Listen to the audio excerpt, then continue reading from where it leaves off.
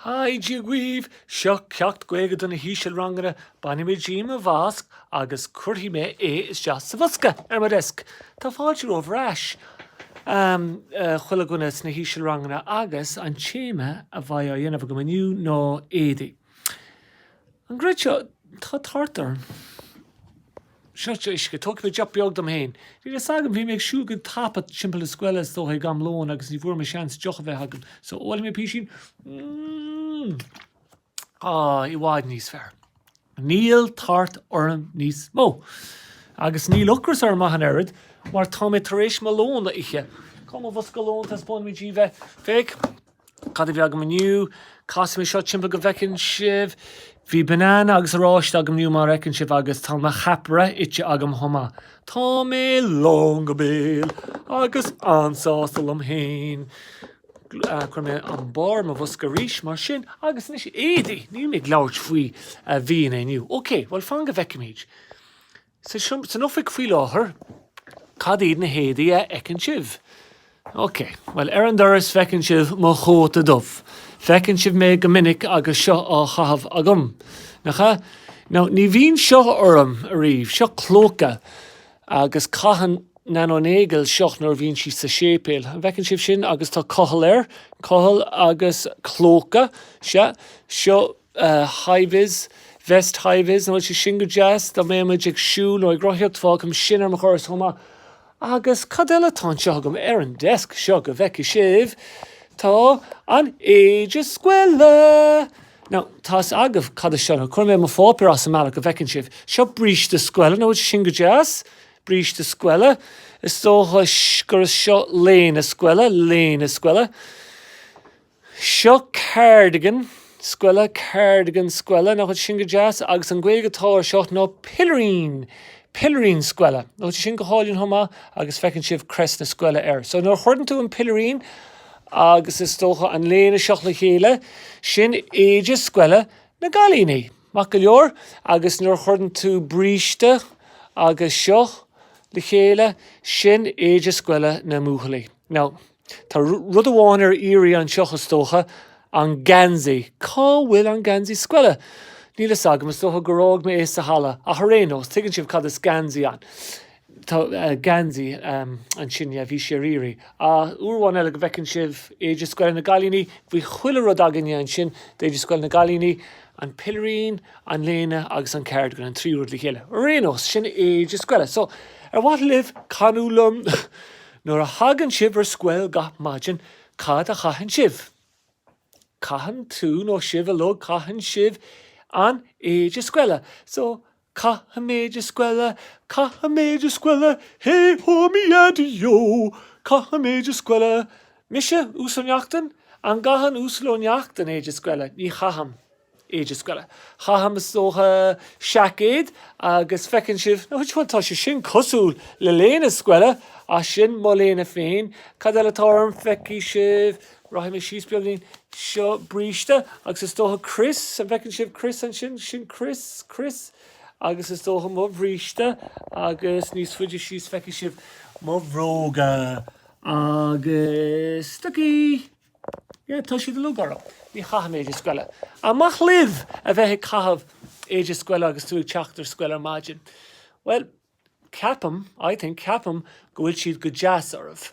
Ach, leróil mé libh sa chlós faoi sin. Is maith le páistí áthairthe éidí scoile chaitheamh agus ní maith le páistí eile. Breathann sé. A tá sibh tharbheith cliste an tú. Agus sleachtúir agus an tuigeann sé mé bhín cuma áilíonn néata ormh nuair a chaithinn sibh iad ar scoil. Well, bogad mé rá go bheice mé ná cad eile a dhéanam mé libh ar maidin, bhí mé géir smaoinemh, fáice mé iad ar le taobh. A chum mé nó scríomh mé dán beag díomh. Agus téann sé mar seo, tá sé scríomh agam os mo chóir, Éadaí an tanam atá air. Téann sé mar seo, is múnsear mór mise le seacéad, mo chrin, stucky mo chusa, tháinig sé bhíd, stucky mo chusa, bheiceann sibh sin, agus na orm atá an sin. Stucky jasa, sin mór antá. Bríste mo glúna fanga bheice sibh, bríste mo glúna, bhecinn sibh sin, agus tro deile fúm ná Chris, bhecinn sibh Chris an seo, tá Chris mo bhásta, agus féci orm inis, is nach mé atá sásta, yay! Tá mé gléasa, come on, agus scríb mé bechord mar na foca amach go tapa fápéir díobh.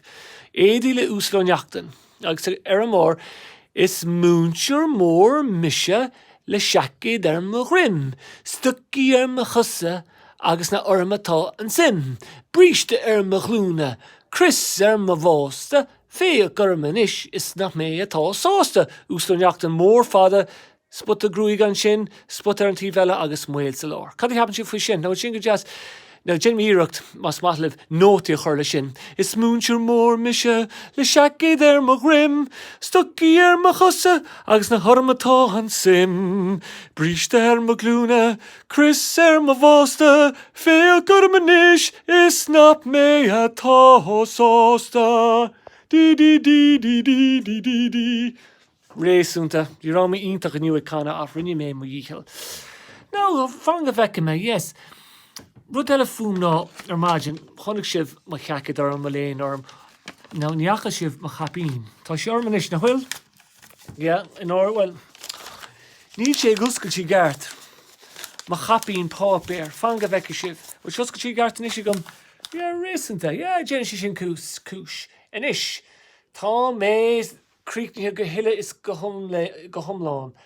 Seacaid, capín léna, tá mé ansáslum héin. A tá duite sé mar sin, inis, cad nach mé a chorm, ní bheith capín orm. Tá bhfuil mo chapín, tá sé íri, tá mé chean fúr. An bhfuil sé an desk, hit sé an desk. Fan go bheice mé, ní eice mé an desk, an bhfuil sé an urlár an mata, an desk beag brégach, níl, na shelfanna, Fuoi me desk, oh, rashirí sin se hagam, ha, tá sí agam, ma chapín bon, tá sí agam. An is fág me siar lehéib. Rénos, cos mé seo timpeldam, rinne mé rím díobh, ach, bhí mé smíanamh, nach mé se go deasta mé a laur agam. Laur, agus an tiide le bheith go deasta an laur céine ná Éadaí, agus an gréid seo, tháinig mé ar laur leis an tideal a bhí wim. Bhí mé ar mar riomhar ag bratnú agus tháinig mé ar laur faoi sport, tháinig mé ar laur faoi chócrocht, faoi scuileanna, faoi madraí, faoi fetaí. Agus an sin tháinig mé ar seo Éadaí líam. Fan go bheice méid lena mé ra go bheice mé Éadaí líam. Gléisi mé féin ar sa líam, agus an bhéir an áirdeige. Bhecinn sibh sin is dóghfuil pleanaige, cén sort pleanatáige, comán ar norlár, líróid ar norlár, tá sé cosúil beaganín le desk úsláneachtain. Ní sé sleachtar práisciúil beaganín. Well léim líam amachchas an neaba agus duscail sé an doras.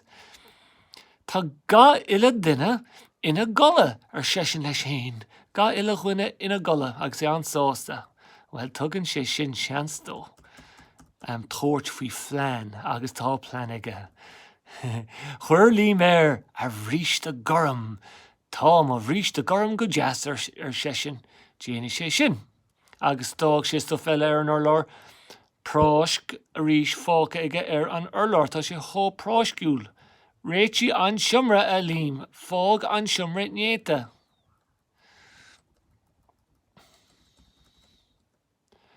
An sin, chuir líam ar a gansaí dearg. Tá má gansaí dearg go deas ar sesin. Go deas gansaí dearg bríste goram. Sás lei sin. Líam, bálam rud a rá, rinne tú ráha má an sin. Sin ráha má. A cá bhfuil an stocha buí eile, agus thosaíonn sé cuardach, mar níl ar a ceann amháin. Bhecinn tú stocha buí ar chus amháin agus gan tad ar an gceann eile. Tá sé deacar teacht ar líam mar fágan tú de thiomra thó mí chleachtarí gcónaí. Tá gura tú stuff sna sputí carta bheith sé éascairt. Cuirtha mé or am a chuid stochaíonis ar sa líam. Is cuma faoin stocha buí ar sa lím. Cuirí mé stocha dearg orm ar sa lím. A bhecinn sibh sin stocha dearg agus buí ar an gceile lím. Ba chuile gona gáir fút. Ach, is matlam na héadí seo. An bhecinn daddy ghfuil stoci difriúil air, ní ecinn go fóil. Is lá scuile tá na nniu a lím ar sa daddy. Caithfidh tú féach tá sé an sin de éide scuile a chur airt. De éide scuile a chur airt. Chur lím ar a éide scuile. Níl sé sásta, ní maith leis sé éide scuile. Tá mo chuid, féach í ríis? Yeah, ná séar gansaí glas, carhad glas, agus is socha bríste buí. Ná is cad faoin na stocaí. Tá mo chuid stocaí go jazz ar sa lím, ní bhainní mé giamíd. Tá sé sásta lena stocaí mar atá siad, má an fearr lím. Bhí daddy sásta le lím, bhí si gléasta. Daddy sásta, mach an búthal ar sa daddy agus copa an taon a lábhaige.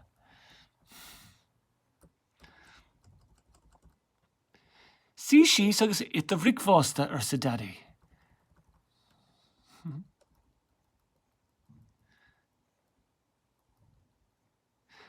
Tá tú gléasta go deas an scuil ar sa daddy, tá sé námdún chorchan bóchar. Ach, fecinn si féin, an buí agus an dearg ní ecinn daddy é. Is cuddletáin hú, daddy, dúsí sús. Tuigeann an búthal féin, nach bhfuil na stocaí gart aige agus cuma leis.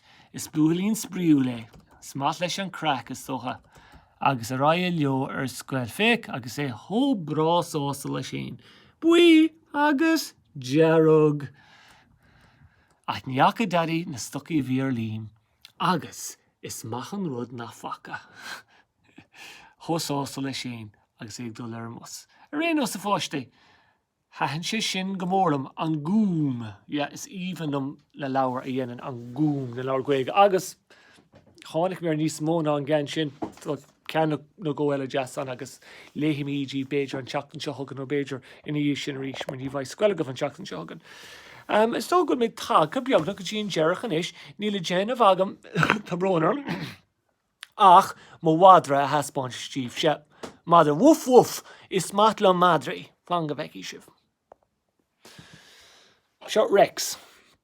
Now, a vekin shive, agus shot Cunin.